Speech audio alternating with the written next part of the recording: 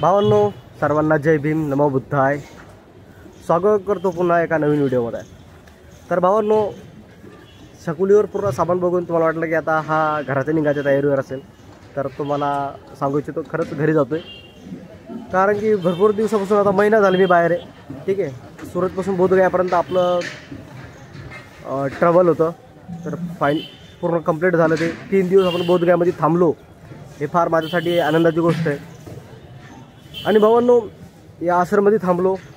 ते आश्रम जे आहे भरपूर भव्य आहे, भरपूर मोठं आहे, राहण्याची सुखसुविधा आहे.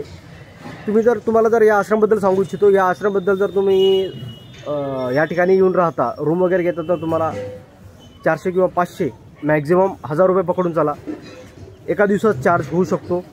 AC नॉन AC दोन्ही रूम आहेत. आणि तुम्ही जर माझ्यासारखं जर तुमच्याकडे टँट वगैरे असेल, तुम्ही जर टँट लावून बाहेर राहाल, ठीक आहे, तर तुम्हाला पर डेच्या हिशोबाने 150 रुपये किंवा 120 रुपये चार्ज पडेल. टँट वगैरे लावायचा, बिंदास्त राहायचं. भरपूर मोठं हे आहे, परिसर आहे. कुठल्याही इतक्या मोठ्या परिसरामध्ये कुठेही टँट लावून तुम्ही राहू शकता. बघू शकता, आज आपली पूर्ण छकुली पुन्हा लोड केली आहे. आणि आपण आज निघतोय घराकडं. इथून जायचं आपल्याला वाराणसी, इथून पहिले आपल्याला गयाला जायचं आहे. गयाहून वाराणसीहून मग बस भेटेल डायरेक्ट सुरतपर्यंत. तर भावांनो, ही जी जर्नी झाली आपली एका महिन्याची, फार आनंदाची झाली. सुखरूप आपण पोहोचलो, सुखरूप घरी चाललो आहे. हे फार माझ्यासाठी एक अचिव्हमेंट आहे पूर्ण आयुष्यामध्ये, की आपण सायकलीवरती, आपण ते पहिले व्यक्ती आहेत जे सायकलीवरती बोधगयापर्यंत आलो आहे. आणि समाज बांधवांना एक प्रेरित करण्याचं काम केलं. पण जसा रिस्पॉन्स पाहिजे होता आपल्या समाज बांधवांचा, तसा रिस्पॉन्स भेटला नाही.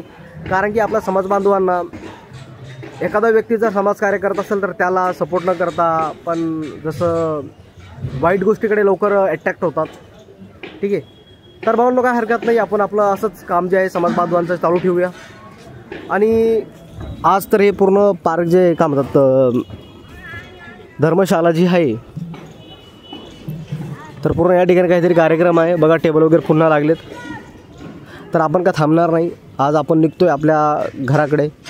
अरे फार आनंद झाला, सर्वांनी इतका सपोर्ट केला. अक्षरशः जे मी बघितलं बोधगयामध्ये येऊन, ते का माहिती मी कधी बघितलं असतं की नाही. कारण की इथं प्रत्येक देशाचे वेगवेगळे मॉनेस्ट्री बांधलेले आहेत तथागत गौतम बुद्धांच्या. तर तुमचा जर प्लॅन असेल बोधगयाला येण्याचा, तर नक्कीच या, नक्कीच बघा. या ठिकाणी नक्कीच थांबा. अगदी स्वस्तामध्ये राहणं होतं. तर भावांनो, जराही वेळ न घालवता चला आपण निघूया. कारण की आपल्याला आता निघून अगोदर बस वगैरे बघणे, बस कुठून मिळणार कुठून नाही. कारण की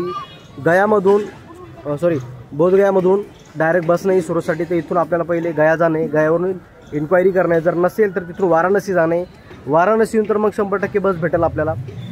तर भावांनो, माझा पूर्ण प्रवास तुम्ही बघितला, त्याच्याबद्दल तुमचं मनापासून आभार व्यक्त करतो. आणि असंच तुमच्या भावाला सपोर्ट करत राहावा.